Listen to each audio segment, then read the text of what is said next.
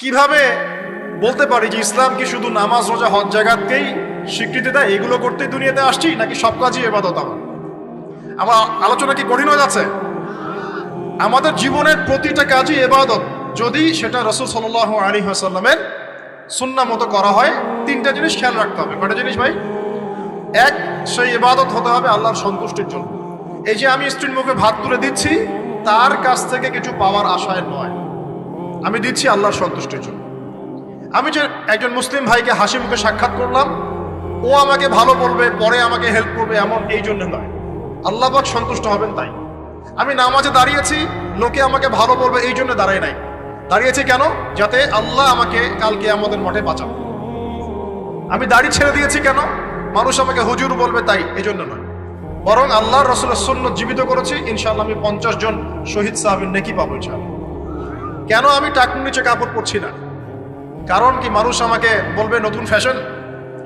না, আমি এই কারণে পড়ছি যাতে রাসূল সাল্লাল্লাহু আলাইহি ওয়াসাল্লাম কালকে আমাদের মাঠে এই সুন্নাহর উপর আমল করার জন্য আমার পক্ষে সুপারিশ করেন।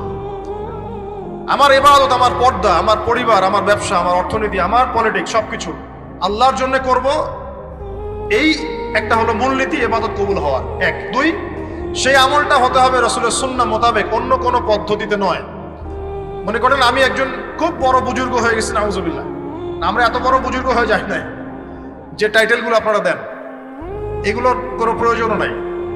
এখন একজন বড় বুজুর্গ এসে যদি আপনাকে কোনো ইবাদতের পদ্ধতি শিখিয়ে দেয় যে এই পদ্ধতিতে ইবাদত করো, অনেক ভালো হবে, কিন্তু ওই পদ্ধতির সাথে রাসূলের এবং সাহাবীদের পদ্ধতির কোনো মিল নাই।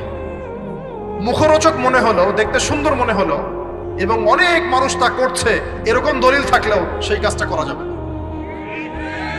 কারণ কি?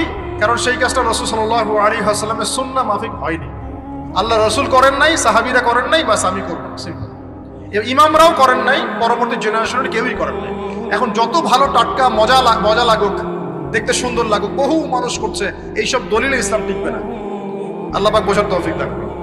এক নম্বর শর্ত, আল্লাহর সন্তুষ্টির জন্য হতে হবে। দুই নম্বর, রাসূলের পদ্ধতিতে হতে হবে। তিন নম্বর, খুব ডিফিকাল্ট, তিন নম্বরটা বেশি ডিফিকাল্ট। প্রথম দুইটা পার হয়ে গেলেও তিন নম্বরে গিয়ে আমরা আটকে যাচ্ছি আর কি। বলবো? রাগটা করবেন না তো? তিন নম্বর হচ্ছে রিজিক হালাল হতে হবে। রিজিক হালাল হতে হবে। পশ্চিমের আদলে গড়া এই পুরো বিশ্বের বেশিরভাগ মানুষের রিজিক এখন হারাম। কেন হারাম? কারণ কোনো না কোনো ভাবে আমরা সুদের সাথে সম্পৃক্ত হয়ে যাচ্ছি, কোনো না কোনো ভাবে।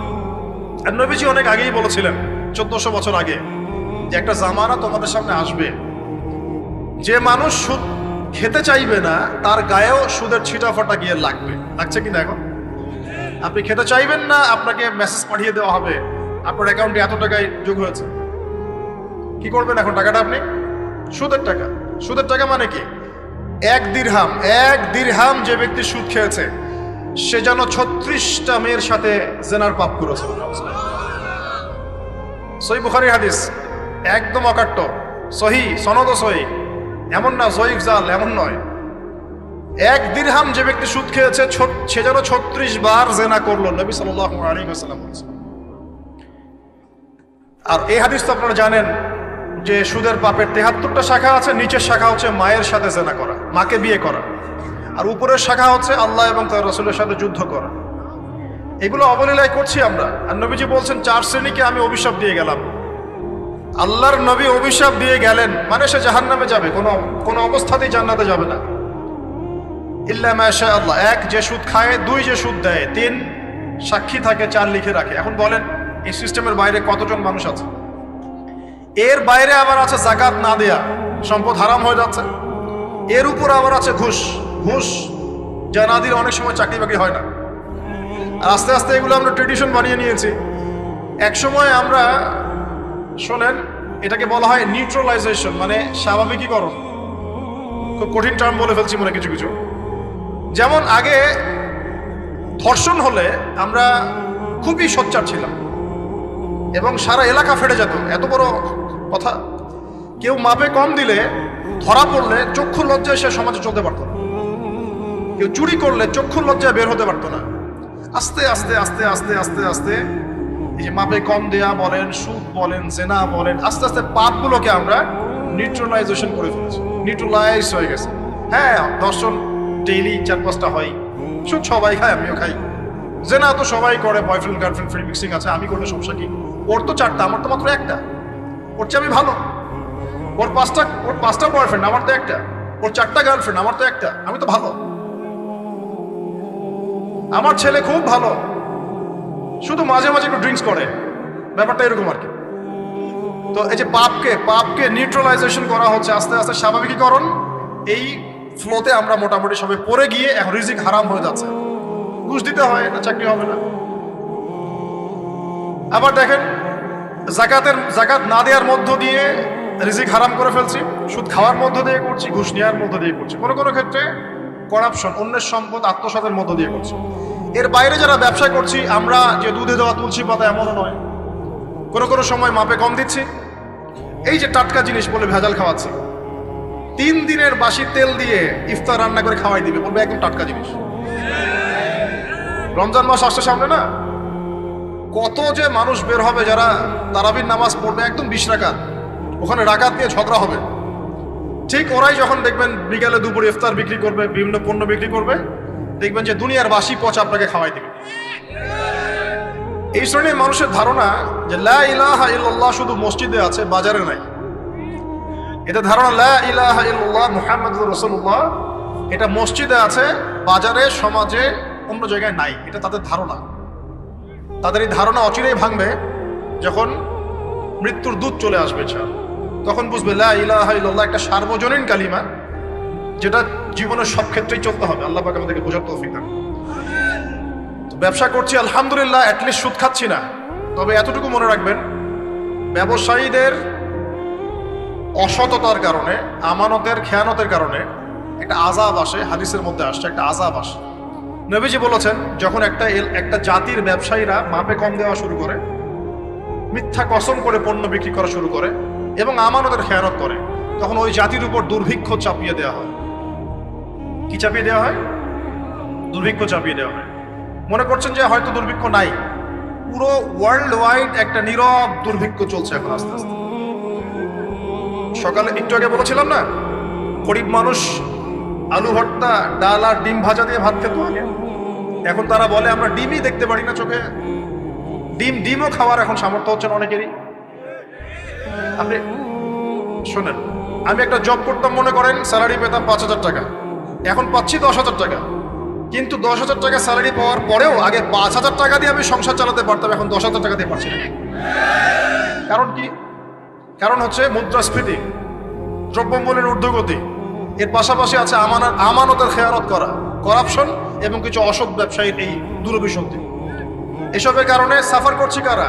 আপনি তো সাফার করবেন না, কারণ আপনার তো ফ্ল্যাট আছে বড়। আপনি তো সাফার করবেন না, বিকজ আপনার আমার তো 3 বেলা খাওয়ার টাকা পয়সা আছে। এই যে আমি এসেছি, আমাকে ভালো অঙ্কের হাদিয়ে দিচ্ছে, আমি তো সাফার করবো না। সাফার কে করবে? সাফার করবে রিক্সাওয়ালা ভাই, ভ্যানওয়ালা ভাই, এই যে রাস্তাঘাটে যারা আশপাশে বাসা করে আছে, যারা দারিদ্র সীমার নিচে আছে, এদের সংখ্যা কত আপনার মনে হয়? মিনিমাম 3 থেকে 4 কোটি মানুষ আমাদের দেশের মধ্যে। মনে হচ্ছে পপুলেশনটা কম? উমর রাদিয়াল্লাহু আনহু বলতেন, আমি ভয় করি যদি আমার অধীনে একটা মেষপালক, মানে যে মেষ চড়ায়, এই মেষপালক এবং তার মেষ যদি না খেয়ে মারা যায়, আমি ভয় করি আল্লাহ কাল কিয়ামতের মাঠে আমাকে দাঁড় করিয়ে বলবেন, হে ওমর, তোমার তত্ত্বাবধানে এই ব্যক্তি না খেয়ে মরল কেন? এগুলো হিস্ট্রি হয়ে গেছে জাদুঘরে। এগুলো কোথায়? যা মিউজিয়ামে, হিস্ট্রি মিউজিয়ামে। কিন্তু এটাই ইসলাম। এখন সলিউশন কি? একটু এই জায়গায় কথা বলে সামনে যাই, একটু মনোযোগ দেন। সলিউশনটা কি? প্রথম কথা হচ্ছে আমাদের সবাইকে আমানতদার হতে হবে ভাই, প্লিজ। যে যার জায়গা থেকে আমানতের পরিচয় দিয়ে আল্লাহ পাক তৌফিক দান করেন। 2 নাম্বার, অল্পে তুষ্ট থাকার চেষ্টা করতে হবে। অল্পে তুষ্ট থাকার চেষ্টা করি, আল্লাহ তৌফিক দান করেন। 3 নাম্বার, কোনো প্রকার সম্পদ অপচয় করা যাবে না। কোনো প্রকার সম্পদ না, ব্যক্তিগত না, সোশ্যাল না, আমরা জনগণ, রাষ্ট্রীয় সম্পদ, কোনোভাবেই সম্পদ অপচয় করা যাবে না। আমরা প্রচুর অপচয় করি, প্রচুর। আমরা জনগণরাই করি। আমরা কি দুধে দেওয়া তুলসী পাতা মনে করছেন নাকি? জনগণ দুধে দেওয়া তুলসী পাতা মনে করছেন? কে বলেছে মাপে কম দিতে? ওকে সরকার ফোর্স করেছে? ও দিল কেন? কে কে পাবে এখানে? কার দোষ বলেন? আমরা অলওয়েজ আঙ্গুল উপরের দিকে, সবার আগে আঙ্গুল হবে এই দিকে, নিজের দিকে। আমরা অলওয়েজ মানুষের ফেস দেখার চেষ্টা করি। আগে ফেস দেখবো আয়নায়, নিজের ফেস, তারপরে মানুষের ফেস। আমরা মাপে কম দেই। আমরাই তো সুদ খাচ্ছি, আমরাই ঘুষ নিচ্ছি, আমরা দুর্নীতি করছি, আমরা মানুষের সম্পদ অন্যায়ভাবে হস্তক্ষেপ করছি, আমরা রাষ্ট্রের সম্পদ অপচয় করছি। আমরা সিগন্যাল দিয়েছে, আপনি মানলেন না তো। সিগন্যাল দিয়েছে, মানলেন না। এখানে তো আপনি খেয়ানত করলেন। টোল টোল দিয়েছে, টোল, আপনি ফুস করে গাড়িটা টান দিয়ে চলে গেলেন, আপনি তো খেয়ানত করলেন এখানে। এই ট্যাক্স তো রাষ্ট্রের পাওনা ছিল, দীর্ঘদিন বিল পড়ে আছে, আপনি দিচ্ছেন না বিল, ট্যাক্সের টাকা দিচ্ছেন না, বিল দিচ্ছেন, আপনি তো খেয়ানত করছেন। এই হিউজ অ্যামাউন্ট অফ যদি করাপ্টেড মানিগুলোকে এক জায়গায় করা যায় না, বাংলাদেশ হবে নিউ ইয়র্ক একদম এক থেকে নির্ণয়। বস্তুবাদিতার কথা বলছি, বস্তুবাদিতার দিক থেকে, কনস্ট্রাকশন এইসবের দিক থেকে আর কি, life first lane of life এই দিক থেকে, যে জিডিপি এরকম থাকবে যদি সব করাপশনের টাকাগুলোকে আপনি জড়ো করতে পারতেন। কিভাবে সম্ভব? কে নিবে এই উদ্যোগ? আল্লাহ পাক এমন ব্যক্তিত্ব উপর থেকে নিয়ে আসুন বলি আমি। দোয়া করতে কোনো দোষ আছে? X Y Z whoever he is, এটা বড় কথা না। বড় কথা হচ্ছে কার হাতে ইনসাফ প্রতিষ্ঠা হয়। আল্লাহ পাক তৌফিক দান। আল্লাহ পাক আমাদের সবাইকে তৌফিক দান, সবাইকে সবার জায়গা থেকে সৎ হওয়ার তৌফিক দান। আল্লাহ পাক সবার আগে আমাকে সৎ হওয়ার তৌফিক দান এবং আপনাদের সবাইকে সৎ হওয়ার তৌফিক দান। আগে ভালো মানুষ হই, আগে ভালো মানুষ হই। আমি আমাদের মাদ্রাসার স্কুলের টিচারদেরকে আগে বুঝাই, এটা ছাত্রদেরকে এই পুঁথিগত বিদ্যা পরে শেখান, আগে শিখান তারা কিভাবে ভালো মানুষ হবে।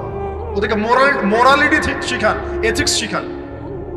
বই পুস্তকে ডিগ্রি সার্টিফিকেট অর্জন করে আমি কি করব যদি আমি ভিতর থেকে মানুষ হতে না পারি? অনেক ডিগ্রি আছে আমার, কিন্তু আমি তো হিংসা করি মানুষকে, আমি আত্ম অহংকারে ভোগী, আমি অন্যের উন্নতি দেখতে পারি না, আমি মিথ্যা বলছি, প্রতারণা করছি, তাহলে আমি তো ভিতর থেকে পুঁথিগত বিদ্যায় দক্ষ হয়ে আল্লাহর কাছে পার পাবো না। বাবা, আল্লাহ পাক আমাদের সবাইকে ভিতর থেকে ভালো হওয়ার তৌফিক দান করুন বলি আমি। এটা করতে হলে প্রথম ট্র্যাক যেটা বললাম ভাই, দুনিয়ার নেশায় ডুবে যাওয়া যাবে না। দুনিয়াকে আমরা মনে করব দুনিয়া আমার প্রয়োজন, যতটুকু আমার হয়ে যায় সন্তুষ্ট থাকবে। আমরা অল্পতে তুষ্ট থাকার মানসিকতা লালন করি, আল্লাহ পাক তৌফিক দান করুন।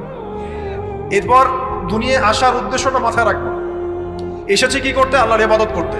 আর এই প্রশ্নের উত্তর আমরা বের করে নিয়ে আসলাম। ইবাদত মানে শুধু নামাজ, রোজা, হজ, যাকাত নয়। ইবাদত মানে আমার জীবনের প্রতিটা কাজই ইবাদত। 3 শর্ত পূরণ করতে হবে। 1, আল্লাহর জন্য হতে হবে। 2, রাসূলের সুন্নাহ মাফিক হতে হবে। 3, আমাদের উপার্জনটা হালাল হতে হবে। এই হালাল এর কথা বলতে গিয়ে এই জায়গায় এসেছিলাম যে এই বিশ্বে হালাল খাওয়াটা খুব টাফ, কিন্তু অসম্ভব না। এখানে এই আয়াতের উপর আমল করলেই ইনশাআল্লাহ আল্লাহ মাফ করে দিবেন। সেটা হলো ফাত্তাকুল্লাহা মাসতাতা'তুম, ফাত্তাকুল্লাহা মাসতাতা'তুম। আল্লাহ পাক বলেছেন তোমরা সাধ্য মতো আল্লাহকে ভয় করো, তোমরা সাধ্য মতো ভয় করো। আমি বেঁচে থাকার চেষ্টা করি, আল্লাহ ওই চেষ্টাটাই দেখবেন ইনশাআল্লাহ। 3টা জিনিস আমি আপনাদের মধ্যে ঢুকিয়ে দিতে চাই আজকের লেকচারে, যেটা আমি নিজের মধ্যে নিয়ে চলি যেদিন থেকে ইসলামের বুঝ এসেছে ওই দিন থেকে। 1, স্বপ্ন। 1 কি? স্বপ্ন। আপনি স্বপ্ন দেখতে শেখেন, ড্রিম বিগ। আপনি বড় স্বপ্ন দেখতে শেখেন। স্বপ্ন দেখেন যে ইনশাআল্লাহ একদিন পুরো বাংলাদেশ কেন পুরো বিশ্বে ইসলামের জয় জয়কার হবে ইনশাআল্লাহ। কথিত ইসলাম না, প্রকৃত ইসলাম ইনশাআল্লাহ। কথিত আর প্রকৃত ইসলাম কিন্তু এক না। কথিত ইসলাম মানে ইসলামের নামে ধর্ম ব্যবসাও আছে, ইসলামের নামে মাজার পূজা আছে, ইসলামের নামে অনেক ভণ্ডামি আছে, আছে না? ইসলামের নামে অনেক কিছু চলে যেগুলো আসলে ইসলামের সাথে সম্পর্কিত না। মানুষ করছে, মানুষ ইসলাম মনে করে। আমরা কথিত ইসলামের কথা বলছি না, প্রকৃত ইসলামের কথা বলছি। কোন ইসলাম? যে ইসলাম রাসূল সাল্লাল্লাহু আলাইহি ওয়াসাল্লামের যুগে ছিল, সেই ইসলাম। যে ইসলাম আবু বকর সিদ্দিকের যুগে ছিল, যে ইসলাম উমর ইবনুল খাত্তাবের যুগে ছিল, যে ইসলাম উসমান আলী রাদিয়াল্লাহু আনহুমা তাদের যুগে ছিল, যে ইসলাম আদম থেকে নিয়ে মুহাম্মদ সাল্লাল্লাহু আলাইহি ওয়াসাল্লাম পর্যন্ত 1,24,000 নবী রাসূল আল্লাহর জমিনে প্রতিষ্ঠা করে গেছেন, ওই ইসলামের কথা বলছি। বড় স্বপ্ন দেখেন ইনশাআল্লাহ। এই স্বপ্নে আমিও একটা ভূমিকা রাখবো ইনশাআল্লাহ। এই স্বপ্নটা নিজের মধ্যে সেট করেন, তাহলে আপনার মধ্য দিয়েও ইসলাম একটা খেদমত পাবে ইনশাআল্লাহ। সবাই লেকচারার হবে না, কেউ হয়তো বই লিখবে, কেউ হয়তো ইসলামের জন্য গাইবে, ইসলামের জন্য কবিতা লিখবে, ইসলামের জন্য ইকোনমিক কোনো প্রজেক্ট লঞ্চ করবে, ইসলামের জন্য পলিটিক্যাল সেকশনে দুর্নীতি কমাই দিবে। ইসলামের জন্য হয়তো কেউ কনস্ট্রাকশনাল রেভলিউশনের কাজ করবে, ইসলামের জন্য ন্যাশনকে এগিয়ে নিবে। এমনকি ইসলামের জন্য নাম্বার স্বপ্নের সাথে সাথে লক্ষ্য স্থির করতে হবে। লক্ষ্য স্থির করতে হবে। লক্ষ্যটা কি? এই লক্ষ্য নিয়ে কথা বলতেই শুরু করেছে। লক্ষ্যটা হবে পরকাল। লক্ষ্যটা কি? লক্ষ্য একটাই, জান্নাত। লক্ষ্য কি? জান্নাত। এই লক্ষ্যে কাজ করতে গিয়ে যদি আল্লাহর পথে আপনাকে গালি খেতে হয়, সমালোচনা শুনতে হয়, আপনার শারীরিক, মানসিক, অর্থনৈতিক নির্যাতন সহ্য করতে হয়, দেখবেন আপনি মন থেকে সুকুন, শান্তি ফিল করছেন।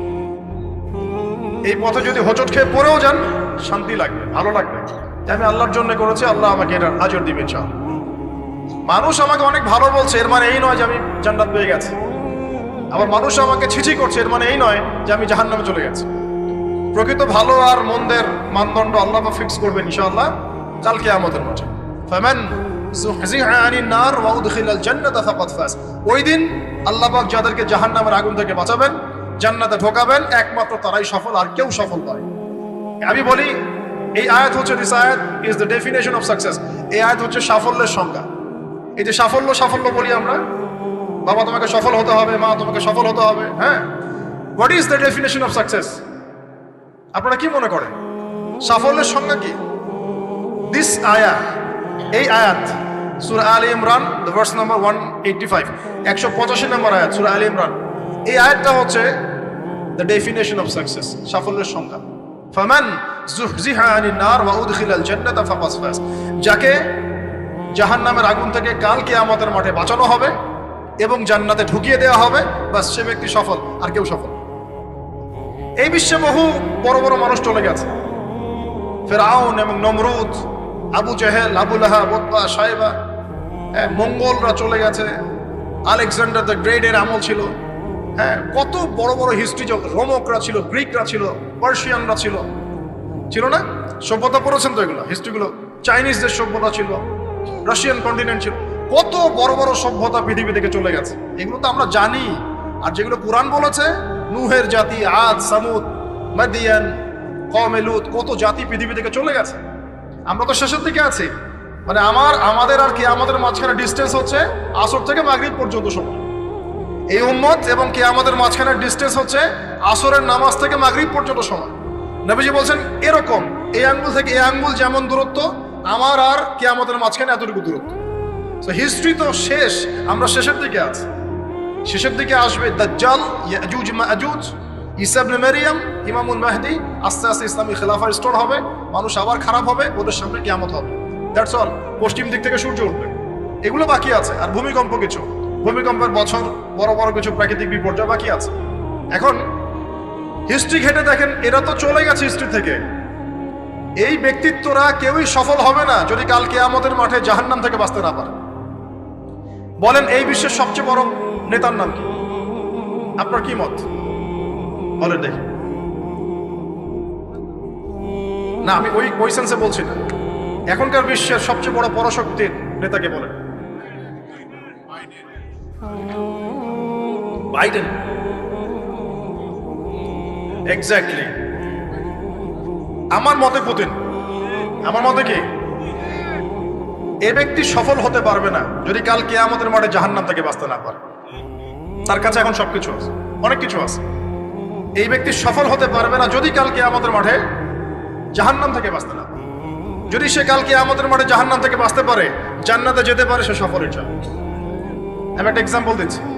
রাসূল সাল্লাল্লাহু আলাইহি ওয়াসাল্লাম বলেছেন, সবচেয়ে সুখী মানুষটাকে, পৃথিবীর সবচেয়ে সুখী মানুষটাকে কাল কিয়ামতের মাঠে আল্লাহ পাক এক মুহূর্ত সময়ের জন্য জাহান্নামে ঢুকাই দেন। কতটুকু সময়? এক মুহূর্ত। আল্লাহ পাক জানেন কতটুকু সময়। এরপর তাকে বের করে বলবেন, দুনিয়াতে সুখে ছিলা? সে বলবে, আল্লাহ সুখ কি জিনিস আমি জানি না, সুখ কাকে বলে আমি জানি না, সুখ কি আমি সেটা জানি না। আল্লাহ সুখ কাকে বলে আমি সেটা জানি না। আর এই পৃথিবীর সবচাইতে নির্যাতিত, নিপীড়িত এবং দুঃখ ক্লেশে ভরা মানুষটাকে আল্লাহ পাক এই এক মুহূর্তের জন্য জান্নাতে ঢুকিয়ে দিয়ে বের করে নিয়ে আসবে। বলবেন যে দুনিয়াতে দুঃখে ছিলা, কষ্টে ছিলা? এই ব্যক্তি বলবে, আল্লাহ কষ্ট কি জিনিস আমি জানি না, কষ্ট কাকে বলে আমি কষ্টের সংজ্ঞাই জানি না। এই ব্যক্তির তাকদিরে কি হবে পরে? এই ব্যক্তি জান্নাতের ওই যে আরফ নামক জায়গায় দাঁড়িয়ে থাকবে, চেহারাটা ঘুরিয়ে দেওয়া হবে জাহান্নামীদের দিকে। সে বলবে যে আল্লাহ, চেহারাটা খালি আমাকে জান্নাতের দিকে ঘুরায় দাও, আমি জান্নাতে যেতে চাচ্ছি না, খালি চেহারাটা ঘুরায় দাও, বাস এনাফ। আল্লাহ বলুন আর কিছু চাবো না? তো না, আর কিছু চাবো না। ঠিক আছে, চেহারা ঘুরাই দেব। এবার চেহারা জান্নাতের দিকে ঘুরে আসে, জান্নাতের ঘ্রাণ, জান্নাতের নিয়ামতের স্নিগ্ধতা সব পাচ্ছে সে। এবার বলছে আল্লাহ, শুধু দরজার কাছে নিয়ে যেয়ে রেখে দাও, ঢুকতে চাবো না। আল্লাহ বলবেন যে এইবার কথা দিয়ে কথা রাখবা, ঠিক আছে, জান্নাতের দরজার সামনে গিয়ে রেখে দাও। ও বেচারা দরজা ধরে দাঁড়ায় আছে, চিন্তা করবে, ও ভাববে, ওই সময় সে ভাববে, হাদিসে এত স্পেসিফিকলি আসছে, সে ভাববে আর কিভাবে আল্লাহকে বলবো, আল্লাহ তো এতদূর পর্যন্ত নিয়ে আসলেন। এরপর বলবে যে জাস্ট একটু উকি দিব, আল্লাহ খালি একটু উকি দিতে, ঢোকানোর দরকার, খালি উকি দিব। আল্লাহ পাক বলবেন দেখো আদম সন্তান, তোমরা কিন্তু কথা খুব কম রাখো, আদম সন্তান তোমরা কথা দিয়ে কথা রাখতে পারো। ওই যে আদম আলাইহিস সালামকে বলা হয়েছিল না, ওয়ালা তাকরাবা হাদিহি শাজারা, তোমরা গাছের কাছে যেও না, তাও তারা গাছের কাছে চলে গেলেন। তোমরা কথা দিয়ে কথা রাখো না। এবার উকি দিয়ে সে বলবে আল্লাহ, এতদূর যখন নিয়ে আসছো, আল্লাহ আমাকে আর এখান থেকে দূরে ঠেলে দিও না, আমাকে ঢুকাই দাও আল্লাহ জান্নাতে। আল্লাহ পাক তাকে জান্নাতে ঢুকাই দিবেন এবং এই দুনিয়ার চাইতে 10 গুণ বড় জান্নাত তাকে দিবেন ইনশাআল্লাহ। তাহলে আমরা বুঝতে পারলাম যে দুনিয়ার বাস্তবতা কি আর আসল প্রকৃত সাফল্য কাকে বলে। আরেকটা কথা বলি, এক ব্যক্তিকে জাহান্নামের শাস্তি দেওয়া হবে বছরের পর বছর, অনেক বছর, অনেক বছর, কত বছর আল্লাহ ভালো জানেন। কারণ জাহান্নামের উপর থেকে ছেড়ে দেওয়ার পরে জাহান্নামের তলায় গিয়ে পৌঁছাতেই মানে কত হাজার হাজার বছর পার হয়ে যাবে মানুষ জানে না। এত গভীর জাহান্নাম, এত গভীর। আমরা তো এখন নাসাকে ইলাহ বানিয়ে নিয়েছি, নাসা যা বলে তাই বিশ্বাস করি। ও বলে মঙ্গলে পানি আছে, আমরা বলি হ্যাঁ পানি আছে। ও বলে চাঁদে এই আছে, আমরা বলি হ্যাঁ সেই আছে।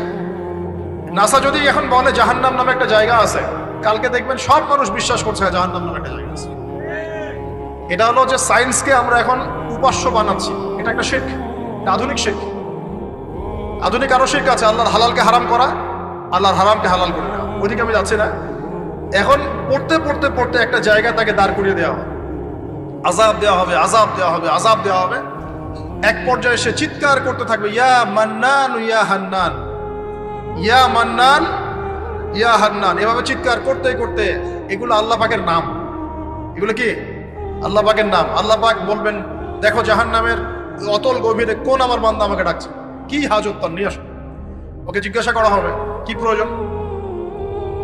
সে শাস্তির অভিযোগ করবে, শাস্তির অভিযোগ করে তাকে বলবে যে আমার এই শাস্তি আমি সহ্য করতে পারছি না, আল্লাহ আমাকে এইটা দাও সেইটা দাও, আমাকে, আমি যেখানে থাকি সে থাকার জায়গাটা ভালো না, আমি যেখানে বসি বসার জায়গা ভালো না, এরকম অনেক কথা বলতে থাকবে।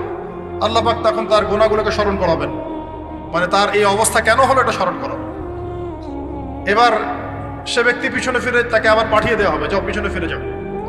তো যেতে যেতে সে তাকাবে পিছনে ফিরে, বারবার তাকাবে আর বলবে আল্লাহ তোমার রহমতে আমাকে একবার সেখান থেকে তুমি বের করে নিয়ে আসছো, আল্লাহ দ্বিতীয়বার আমাকে সেখানে পাঠাও, আমি তোমার রহমতের আশা রাখি যে তুমি আমাকে মাফ করে দিবা। আল্লাহ পাক বলবেন আমার রহমতের ওসিলায় সে আমার কাছে চেয়েছে, যাও আমি তাকে মাফ করে দেব। এই জাহান্নাম থেকে বের করেও আল্লাহ পাক অনেক মানুষকে কি করবেন, জান্নাতে দিবেন। ইনশাআল্লাহ। একজন ব্যক্তির কথা আসছে 99টা খুন করেছে, তওবা করার সুযোগ আছে কিনা খুঁজতে গিয়েছে। এক আবেদ যে ইবাদত করে, আলেম না আবেদ, সে বলেছে কোনো মাফ নাই, ওকেও হত্যা করে 100 পূর্ণ করেছে। পরে অন্য এক আলেমের কাছে গিয়ে তওবা করেছে, আল্লাহ পাক তার জান কবজের সময় ফেরেশতাদের দূরত্বকে পরিমাপ করে এই ওসিলায় আল্লাহ রাব্বুল আলামিন তাকে মাফ করে দেন। আরেক ব্যক্তিকে মাফ করেছেন আল্লাহ রাব্বুল আলামিন, যে তার সন্তানদেরকে বলেছিল আমি মারা গেলে আমার লাশটাকে পুড়িয়ে ফেলবা, অর্ধেক ছাই বাতাসে ভাসিয়ে দিবা, অর্ধেক ছাই সাগরে ভাসিয়ে দিবা, বাতাসে উড়িয়ে দিবা, সাগরে ভাসিয়ে দিবা। আল্লাহ পাক ছাই জড়ো করেছেন, করে বলেছেন কেন করেছো এই কাজ? সে বলবে মিন খাশিয়াতিকা ইয়া রাব্বি, হে আল্লাহ তোমার ভয়ে কাজ করেছিলাম, আর তুমি খুব ভালো করে জানো হে আল্লাহ আমি তোমার ভয় করেছি, অন্য কোনো কারণে করেছি। আল্লাহ পাক তাকে বলবেন যাও আমি তোমাকে মাফ করে দিলাম। এক নারীর কথা আসছে, ব্যভিচারী মহিলা, জিনা করে, পতিতা মহিলা, একটা কুকুরকে পানি পান করিয়েছে, আল্লাহ তাকে মাফ করে দিয়েছে। আর একজন লোকের কথা আসছে যে তার বন্ধুকে এতটুকু বলেছিল, একজন ব্যক্তি তার বন্ধুকে এতটুকু বলেছিল যে আল্লাহ তোকে কোনোদিন মাফ করবে না, আল্লাহ তোকে কোনোদিন মাফ করবে না, এরকম কথা কিন্তু আমরা অনেকে বলে ফেলি। আল্লাহ পাক মৌতের পরে এই দুই ব্যক্তিকেই ডাকবেন, কিয়ামতের মাঠে ডাকবেন। এটা বারজাখে হয়েছে। বলবেন, আমার রহমত নিয়ে কথা বলার এখতিয়ার তোমাকে কে দিয়েছে? আমি কাকে মাফ করব কাকে করব না, এই কথা বলার এখতিয়ার তোমাকে কে দিয়েছে? আজকে আমি তাকে মাফ করে দিলাম, তোমাকে জাহান্নামে দিয়ে দিলাম, যাও। অতএব আল্লাহ রাব্বুল আলামিনের এই বিশাল রহমত আমরা পাবো, আশাবাদী ইনশাআল্লাহ। এই কারণে আমাদের প্রথম যে বিষয়টা ফোকাস করতে হবে, আল্লাহ রহমত পেতে হলে আমাদের অবশ্যই বস্তুবাদিতা ত্যাগ করতে হবে। আল্লাহ পাক দুনিয়া পছন্দ করেন না। দুনিয়ার মোহে যারা ডুবে থাকে আল্লাহ এদেরকে পছন্দ করেন। দুনিয়া প্রয়োজন, যতটুকু আমার দরকার আমি করব, যতটুকু প্রয়োজন নাই এই বিষয়টা আমি পেতেই হবে, চাই চাই আরো চাই। হ্যাঁ, দুহাতে চাপাও হাত পেতে নাও, ঋণ করে ঘি খাও, এইসব দর্শন ধার ধারবো না আমরা ইনশাআল্লাহ। আমাদের দুনিয়া চলে গেলে যাক, বাকির খাতা পূর্ণ হোক ইনশাআল্লাহ তাআলা। আর এই দুনিয়াতে এসেছি আল্লাহর ইবাদত করার জন্য। শিখলাম, জানলাম, বুঝলাম ইবাদত মানে শুধুমাত্র নামাজ, রোজা, হজ, যাকাত নয়। এগুলো অবশ্যই ইবাদত, এগুলোই ইবাদত নয়, বরং আমাদের জীবনের প্রতিটা কাজই ইবাদত। আমাদের স্ত্রীর মুখে ভাত তুলে দেওয়া পর্যন্ত, একটা মুসলিম ভাইয়ের সাথে হাসি মুখে কথা বলা পর্যন্ত, মুসাফা করা পর্যন্ত, এভরি সিঙ্গেল ওয়ার্ড যে আমরা এই দুনিয়াতে করি, এগুলো ইনশাআল্লাহ তাআলা ইবাদত বলে কাউন্ট হবে যদি আমরা এগুলোকে তিনটা পদ্ধতিতে করি। এক, আল্লাহর সন্তুষ্টির জন্য করি। দুই, রাসূলের পদ্ধতিতে করি। এবং হালাল খেয়ে করি। ইনশাআল্লাহ তাআলা আল্লাহ পাক আমাদের সবাইকে এভাবে ইবাদত করার তৌফিক দান। আর শেষ করার আগে আমি আর কয়েকটা পয়েন্ট টাচ করে শেষ করে দিচ্ছি, রাত অনেক গভীর হচ্ছে। আসন্ন রমজান মাস আমাদের সামনে আছে। আমাদের সামনে বলতে এই তো 2 সপ্তাহ হয়তো বাকি নাই। আমি কয়েকটা পয়েন্টস খালি আপনাদের সাথে শেয়ার করবো, যে এই পয়েন্টগুলো যদি একটু ফোকাস করি, রমজান মাসটা গুনাহ মাফের উৎসব হবে ইনশাআল্লাহ। আমরা কলেজ লাইফে পড়তাম একটা ওয়ার্ড, উৎসবের উৎসাহ। উৎসবের উৎসাহ, এই যে ছায়ানট, উদিচি, এইসব জায়গায় যারা থাকে না, এরাও এই শব্দগুলো জানে না। উৎসবের উৎসাহ, ওরা বলে যে জাগতে হবে রাত আলো জ্বেলে রেখে উৎসবের উৎসাহে। মানে রাত জাগতে হবে আলো জ্বেলে রেখে উৎসবের উৎসাহে। আমাদের এই দুনিয়ার জীবনের হায়াত কিন্তু খুব লম্বা না। খুব লম্বা কি? 60 থেকে 70। এর মধ্যে আল্লাহ পাক কিছু উৎসবের উৎসাহ দিয়েছেন। যেমন শবে বরাত, যেমন শবে বরাতের রাত। এই রাতে ব্যক্তিকেন্দ্রিক তো কিছু ইবাদত করা যায়, সামগ্রিক না হলে। এই রাতে আল্লাহ পাক সবাইকে মাফ করেন, 2 শ্রেণীর মানুষ বাদ দিয়ে। মুশরিক, মুশাহিদ, শিরক করে যারা, হিংসা বিদ্বেষ পোষণ করে যারা, এদের বাদ দিয়ে। শাবান মাস বেশি বেশি নবী রোজা রাখতেন। আরাফার দিন, আশুরা, মুহররম, জিলহজ মাসের প্রথম 10 দিন কিছু উৎসবের উৎসাহ আল্লাহ দিয়েছেন, দেন নাই? সবচেয়ে বড় উৎসব কোনটা বলেন তো? এই যে রমজান মাস। এখন এই মাসে আলো জ্বালা থাকবে উৎসবের উৎসাহে। কিভাবে? প্রথম কথা বলি, দুনিয়াবি বাজার ঘাট, শপিং টপিং যা যা আছে আগে ভাগে এই কয়দিনে করে ফেলেন, যাদের সামর্থ্য আছে। যাদের সামর্থ্য নাই তারা, আমি বলেছি, প্রজেক্ট করতে হবে, সোশ্যাল প্রজেক্ট। আমরা সামর্থ্যবানদের টাকাগুলোকে কিছু সৎ মানুষ কালেক্ট করবেন, করে যাদের সামর্থ্য নাই তাদের ঘরে মাসের বাজার পৌঁছে দেবেন। করা যাবে না ইনশাল্লাহ? আমরা যারা এসব জায়গায় থাকি আমরা মনে করি সোসাইটির সবাই এমন। সোসাইটির সবাই এমন নয়। অনেক মানুষের সাথে খেয়ে পরে থাকতে পারে না, সবাই আমাদের মতো খায় না। আমরা 10টা আইটেম নিয়ে বসি খেতে, অনেকের আলু ভর্তা জোটে না, আছে না? আমরা আমাদের যাকাত, আমাদের ওশর, আমাদের ফিতরা, আমাদের সাদাকাতুল ফিতর, আমাদের সাদাকা এবং ইফতারের প্রজেক্টগুলোকে সুন্দর করে প্যাকিং করে 1 মাসের বাজার করে দেওয়ার ক্ষমতা আমাদের নাই। একজন করে পরিবারের দায়িত্ব নেওয়ার ক্ষমতা আমাদের নাই। আপনি একটা নেন, আপনি একটা নেন, আপনি একটা নেন, আপনি 2টা নেন, আপনি 5টা নেন। দেখবেন ইনশাআল্লাহ তাআলা যখন আমরা খাবার ভাগাভাগি করে খাবো, ইনশাআল্লাহ সমাজে দারিদ্রতা কমে যাবে। কি উন্নতি! কি সবার মধ্যে সম্প্রীতি ছড়িয়ে দেওয়া উন্নতি, সবার মধ্যে এই যে ভালোবাসা ছড়িয়ে দেওয়াটা কিন্তু সমাজের উন্নতি। উন্নতি মানে আমরা আসলে কি বুঝি? খালি কনস্ট্রাকশন নির্মাণ করার উন্নতি? সবার মধ্যে সম্প্রীতি ছড়িয়ে দেওয়াটা উন্নতি। ইভেন এই প্রজেক্টে আপনি অমুসলিম ভাইকেও শরিক করতে পারেন। হ্যাঁ, যাকাতের অর্থ অমুসলিমকেও দেওয়া যায়, তার অন্তর ইসলামের দিকে আকর্ষিত হবে ইনশাআল্লাহ। মুসলিমরা আমাকে সহযোগিতা করেছে, তার আমাদের রিলিজিয়নের প্রতি তার একটা সফট কর্নার তৈরি হবে ইনশাআল্লাহ। এগুলো করা বন্ধ করেছে বলেই তো অন্যরা এগুলো কাজ করছে। আর নীরবে আস্তে আস্তে বাংলাদেশে বহু মানুষ বিধর্মী হয়ে যাচ্ছে, কিন্তু খবর রাখেন না। আল্লাহ পাক আমাদেরকে বোঝার তৌফিক দান করুন। আগে রমজানের প্রিপারেশন নেন। এটা গেল একটা পারিবারিক ইকোনমিক প্রিপারেশন। আধ্যাত্মিক প্রিপারেশন কি? হুট করে রমজান মাসে গিয়ে সব ইবাদত একসাথে ধরা যায় না। এই কারণে এখন থেকেই নামাজ, তেলাওয়াত, তাফসির পড়া, একটু তাহাজ্জুদ, চারটার নামাজ, ইশরাকের নামাজ, জিকির আজগার, এগুলো একটু ধরার চেষ্টা করি, যাতে রমজান মাসে গিয়েই আমি একদম যেন মোমেন্টামটা যেন ধরতে পারি ইনশাআল্লাহ। আল্লাহ পাক তৌফিক দান। 3 নম্বর হচ্ছে অপচয় করবো না রমজান মাসে। অনেকদিন বলছি 5টা খেজুরে যদি ইফতার হয়ে যায়, 6 নম্বর খেজুর আপনার খাওয়ার দরকার নাই, আপনি দান করে দেন। 2টো জামা দিয়ে ঈদ হয়ে যাচ্ছে, 4টা জামা কেনার দরকার নাই, বাকি 2টো দান করে দেন। আপনার পরিবারের জন্য যদি 30 কেজি চাল যথেষ্ট হয়, 40 কেজি কেনার দরকার নাই, বাকিটা দান করে দেন। বহু মানুষ রমজান মাসে ইফতার করবে, ইফতার করে আল্লাহর কাছে বদদুয়া করবে, দেখে নিয়ে বলবে যে আল্লাহ আমি ইফতার করার খাবারটুকু পাচ্ছি না। পুরো বিশ্বের ইকোনমিক অবস্থা কিন্তু সুবিধার না। আস্তে আস্তে আমাদের এগুলো বুঝতে হবে। আল্লাহ পাক আমাদেরকে শুধু কোরআন তেলাওয়াত করলেই তো হবে না, এগুলো অর্থ তো বুঝতে হবে। কোরআন হাদিস দিয়ে বিশ্বটাকে তো ডিল করতে হবে, হবে কি না? আল্লাহ তৌফিক এনায়েত করুন। অপচয় না করি। আর রমজান মাস আসার আগেই আল্লাহর ওয়াস্তে সবার ঘরে ঘরে কোরআন এবং কোরআনের তাফসির কেনা চাই। এই রমজান মাস আমরা কোরআন পড়ে শেষ করে দেবো ইনশাআল্লাহ। রমজান মাসের সবচেয়ে ইম্পর্টেন্ট জিনিসটা কি বলেন তো? কোরআন নাজিল হওয়া। শাহরুর রমাদানাল্লাযী উনজিলা ফীহিল কুরআন। রমজান সেই মাস যে মাসে কি নাজিল হয়েছে? কোরআন। অতএব সবচেয়ে ইম্পর্টেন্ট পার্ট রমজানের কোরআন। যারা কোরআন তেলাওয়াত করতে জানি না, পড়া শিখবো, রাজি আছি ইনশাআল্লাহ? রমজান মাসের পুরো 30 দিন আমরা কোরআন তেলাওয়াত করা শিখবো ইনশাআল্লাহ। স্থানীয় ইমাম থাকতে পারেন, টিচার থাকতে পারেন, অনলাইনে শিখতে পারেন, অফলাইন কোর্স করতে পারেন, যেভাবে হোক আপনাকে শিখতে হবে। এর পাশাপাশি যারা হাফেজ এবং আমরা টুকটাক যারা আরবি বুঝি, আমাদের প্রতি নসিহত হচ্ছে রমজান মাসে 30 দিনে প্রতিদিন 1 পারা করে আমরা তাফসীর পড়বো। 30 দিন 30 পারা শেষ ইনশাআল্লাহ। পারা যাবে ইনশাআল্লাহ? রমজান মাসে আর কি কাজ করব? তারাবি সালাত জামাতে পড়ার চেষ্টা করব।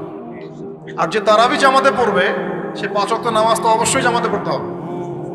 জামাত যদি কোনো কারণে মিস হয়ে যায়, নামাজ বাদ। একাকী হলো নামাজ পড়তে হবে। হ্যাঁ, যদি দেখেন জামাতে তারাবি পড়তে পারছেন না, ফ্যামিলিকে নিয়ে প্রয়োজনে তারাবি পড়েন। ফ্যামিলি মেম্বারদেরকে নিয়ে আপনি তারাবি পড়েন। আপনি পুরো কোরআনের হাফেজ না, 1 পারা জানেন, 1 পারা দিয়ে পড়েন। আপনি 20টা সূরা জানেন, একটা সূরা বারবার রিপিট করে করে পড়েন। নামাজটাকে ধীর স্থির ভাবে লম্বা করেন। রাসূলুল্লাহ সাল্লাল্লাহু আলাইহি ওয়াসাল্লামের মতো তিনি লম্বা করে ধীর স্থির ভাবে রমজান মাসে কিয়াম করতেন। আল্লাহ আমাদের তৌফিক দান। আর যাকাত যাদের ফরজ হয়েছে রমজান মাসে অবশ্যই যাকাতগুলো দিয়ে দিব ইনশাআল্লাহ। যাকাত নিয়ে ডিফারেন্ট লেকচার আসবে ইনশাআল্লাহ, অনলি যাকাতের উপরে। যাকাত নাই, ইসলামিক অর্থনীতির ভিত্তি থাকবে না। যাকাত প্রতিষ্ঠা না করতে পারলে চিরস্থায়ীভাবে সমাজ থেকে দারিদ্রতা দূর করা যাবে না, কোনোভাবেই যাবে না। আপনি অ্যাডাম স্মিথের বই সমাজে কায়েম করে ছেড়ে দেন, তারপরেও দেখবেন যে সমাজে দারিদ্রতা দূর হচ্ছে না 100%। যতক্ষণ পর্যন্ত মুহাম্মদ সাল্লাল্লাহু আলাইহি ওয়াসাল্লামের ছেড়ে যাওয়া এই যাকাত ভিত্তিক অর্থনীতি প্রতিষ্ঠা না করতে পারছে। আমি চ্যালেঞ্জ করলাম, অ্যাডাম স্মিথের বই দি ওয়েলথ অফ নেশন আপনি প্রতিষ্ঠা করে দেন সমাজের মধ্যে, দেখবেন যে 100% দারিদ্রতা দূর হবে না, কখনো না। মুহাম্মদ সাল্লাল্লাহু আলাইহি ওয়াসাল্লাম রেখে যাওয়া সুন্নত যাকাতটা চালু করে দেন, দেখবেন ইনশাআল্লাহ কেউ না খেয়ে মারা যাবে না ইনশাআল্লাহ। এটা প্র্যাকটিক্যাল। অ্যাডাম স্মিথের জন্ম হয় নাই যখন উমর রাদিয়াল্লাহু আনহু এই যে তার খেলাফত চালাতেন, তখন কি তার জন্ম হয়েছে নাকি? উমর রাদিয়াল্লাহু আনহু যুগে একটা মানুষ দেখাতে পারবেন দারিদ্র সীমা নিচে বাস করে? তখন ওয়েলথের মানদণ্ড কি ছিল? গোল্ড কয়েন, গোল্ড, দিনার। সাহাবীরা ছেড়ে যেতেন দিনার, দিরহাম। আমরা ছেড়ে যাই কাগজ। কি ছেড়ে যাই? কাগজ। আর মনে করি অনেক ধন আমার। কি একটা যুগ আসলো, মানুষ কাগজকে ধন মনে করে। সুবহানাল্লাহ। যাই হোক, ওদিকে যাচ্ছি না। যাকাত গুলো দেওয়ার চেষ্টা করে, আল্লাহ পাক সবাইকে তৌফিক দেন। মনে রাখবেন, যে ব্যক্তি নামাজ পড়ে যাকাত দেয় না সে মুসলিম নয়। যে নামাজ পড়ে যাকাত দেয় না, যাকাত অস্বীকার করে, সে মুসলিম নয়। আর যে ব্যক্তি নামাজের ফরজিয়াতকে অস্বীকার করে সেও মুসলিম নয়। নামাজও থাকতে হবে, যাকাতও থাকতে হবে। আল্লাহ পাক তৌফিক ইনায়াত করুন, আমিন। আর সবশেষ কথা হলো, রমজান মাসে আমরা যেটা বুঝি খাওয়ার আর পান করা ছেড়ে দেওয়ার নাম রোজা, এটাও ভুল কনসেপ্ট। শুধু খাবার আর পানীয় ছেড়ে দেওয়ার নাম রোজা বা সওম নয়, বরং আল্লাহ পাকের নিষেধকৃত যাবতীয় কবিরা গুনাহ ছেড়ে দেওয়ার নাম হচ্ছে সওম। সওম রেখে যদি আমি জেনা করি, গার্লফ্রেন্ডের সাথে চ্যাটিং করি আর ডেটিং করতে যাই, কফি খাই, হ্যাঁ, ইউনিভার্সিটিতে আমি বসে বসে তার সাথে ডেট করি, ফোনে চ্যাট করি, এখানে ওখানে লুকিয়ে লুকিয়ে দেখা করি, মিথ্যা কথা বলি, মাপে কম দেই, সুদ খাই, মিথ্যা কথা বলি, প্রতারণা করি ইত্যাদি। রোজা রেখে যদি এই কাজগুলো আমরা করি, রোজা ভেঙে যাবে। বিশ্বাস করেন, রোজাটা ভেঙে যাবে, রোজা থাকবে না। নবীজি বলছেন, এই রোজা রাখুক বা না রাখুক আল্লাহর কিছুই যায় আসে না, আল্লাহ পাক দেখবেনই না এর দিকে। সওম মানে আল্লাহ পাকের সমস্ত নিষেধগুলোকে বর্জন করা। একটা মেয়ে রোজা রেখেছে, বেপরদায় বাইরে চলে গেল, সওম হয়নি, সওম ভেঙে গেছে। রোজা রেখেছি, আমি বসে বসে গীবত করলাম, সওম ভেঙে গেল। রোজা রেখেছি, মিথ্যা কথা বললাম, মাপে কম দিলাম, রোজা ভেঙে গেল। আল্লাহ পাক আমাদের সবাইকে সওম রাখার মতো রাখার তৌফিক এনায়েত করুন বলে আমি। আর সর্বশেষ কথা, এখানে আসতে পেরে আমি নিজেকে খুবই ধন্য মনে করছি, আলহামদুলিল্লাহ। একটা শিক্ষিত মহল পেয়েছি, তাই অনেকগুলো কথা মন থেকে বলে ফেললাম। এর মধ্যে যদি কোনো ভুল ত্রুটি হয় সেটা আমার পক্ষ থেকে, আর সঠিক বিষয়গুলো আল্লাহ পাকের পক্ষ থেকে। ঢাকাবাসীর জন্য এতটুকু বলবো, বস্তুবাদী হয় না। শহরটা যেন আপনাকে বস্তুবাদী না বানাতে পারে। এখানে আমাদেরকে থাকতে হবে কেন? কারণ যেখানে মক্কা, যেখানে আবু জেহেল, সেখানেই মুহাম্মদ সাল্লাল্লাহু আলাইহি ওয়াসাল্লামের জন্ম হয়। যেখানে ইব্রাহিমের পিতা আজার, সেখানেই ইব্রাহিমের জন্ম হয় নাকি? এবং তারা একটা সময় পর্যন্ত চেষ্টা করতে থাকেন সমাজের মানুষকে সঠিক পথে আনার জন্য। যখন পারেন না, তারপর কি করেন? চলে যান। ইব্রাহিম আলাইহিস সালাম চলে গেলেন, আব্বাকে নসিহত করতে করতে ক্লান্ত, আর বোঝে না। রাসূল সাল্লাল্লাহু আলাইহি ওয়াসাল্লাম একদিন মক্কায় 13 বছর কাজ করলেন। 13 বছর দাওয়াতি কাজ করার পর মক্কার মানুষ আর তাকে সহ্য করে। সাহাবীদেরকে নিয়ে বেচারা তিনি চলে গেলেন কোথায়? তো আমরা এই শহরে থাকবো ঠিকই, এই শহর যেন আমাদেরকে বস্তুবাদী না বানাতে পারে। দুনিয়ার বেঁচে থাকবো, দুনিয়াকে প্রয়োজন মনে করে, দুনিয়ার পূজায় ডুবে যাব না। যতটুকু প্রয়োজন এতটুকুতে সন্তুষ্ট থাকবো ইনশাআল্লাহ। অবশ্যই দুনিয়ার প্রয়োজন আছে, তবে দুনিয়ার পূজায় ডুবে যাব না, মধ্যমপন্থী থাকার চেষ্টা করবো ইনশাআল্লাহ। আর এই শহরের অন্যতম সমস্যা হচ্ছে সুদ বা রিবা। আল্লাহর রাস্তায় রিবা ত্যাগ করার চেষ্টা করেন, আল্লাহ পাক তৌফিক দেন। এই শহরের অন্যতম সেরা সমস্যা বেপরদামি, অশ্লীলতা, হ্যাঁ, বেহায়াপনা এবং ফ্রি মিক্সিং, ফ্যামিলিস্ট রেভলিউশন। নারী পুরুষের পোশাক পরে, পুরুষ নারীর পোশাক পরে, জেনা। শহরটাকে আমরা জেনা শহর বানাচ্ছি আস্তে আস্তে। মাদকের ছয়লাভ হচ্ছে, জেনার ছয়লাভ হচ্ছে, প্রতারণা, করাপশন, আমানতদারিতার অভাব, অবিশ্বাস, চতুর্দিকে অবিশ্বাস, কেউ কাউকে বিশ্বাস করতে পারে না।